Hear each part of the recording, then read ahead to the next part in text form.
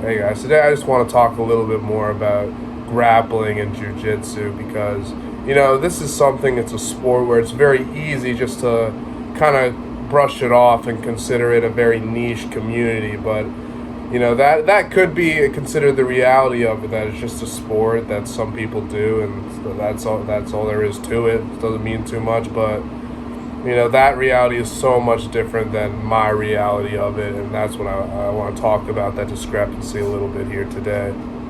Some people are going to look at this and think of it as somewhat of a brutish sport, somewhat of a violent sport, but for me and so many other people, it's a way of life.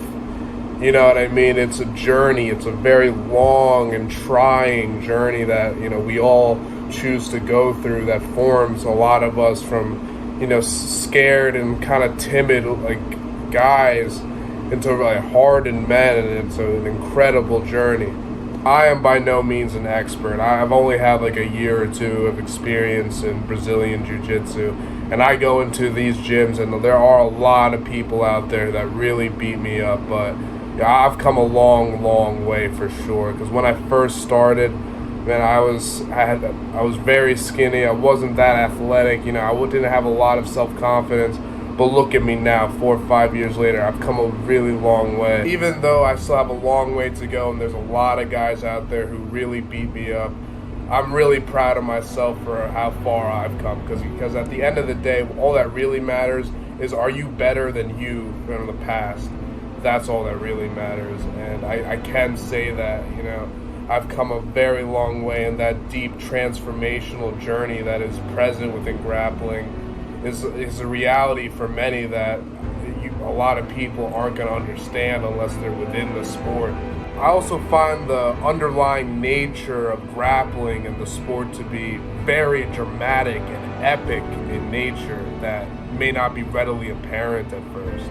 When two guys go out there and they put it on the line, it's one-on-one, it's man-to-man, it's bravo to bravo. If I go out there and I fight this other guy and he beats me, at the end of it, there's nothing I can say. He was the better man that day. There's nowhere to run. It's only you out there. It's only you to fight for you. With this intense one-to-one nature, where you're trying to very much dominate and submit another person, get them to submit to your will. In a physical sense, there's a deep culture of respect that comes with the sport that I love. Everyone knows what it's like to get the absolute shit beat out of them. Everyone who's ever stepped on the mat. And everyone knows what it's like to also beat up someone. So when you're going to beat up someone, you're not going to humiliate them. You're not going to put them down, because you've been there before.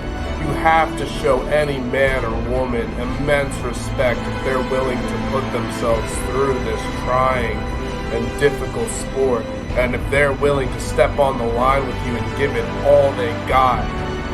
You really learn to respect a lot of people that you wouldn't think too much of at first glance through this sport, and realizing what they're truly capable of and the fire and will they really have under them. I just want to reiterate, I am by no means an expert in this sport. I'm someone who's just starting out on this 10 to 15 year journey to mastery, but I am someone who has a deep appreciation for the realities within this sport and the beauty within this sport, as violent and brutish as it may seem at first. And despite the fact I'm new, I do want to say, unless I fucking die or, my bones break and I'm just not healthy, I'm going to be giving this sport everything I've got. I fell in love with it that much. It really does fill me up with a lot of pride, a lot of self-confidence, and I think it can do that for you as well if you take that first step. Thank you guys so much for listening to my project and my testimony on grappling.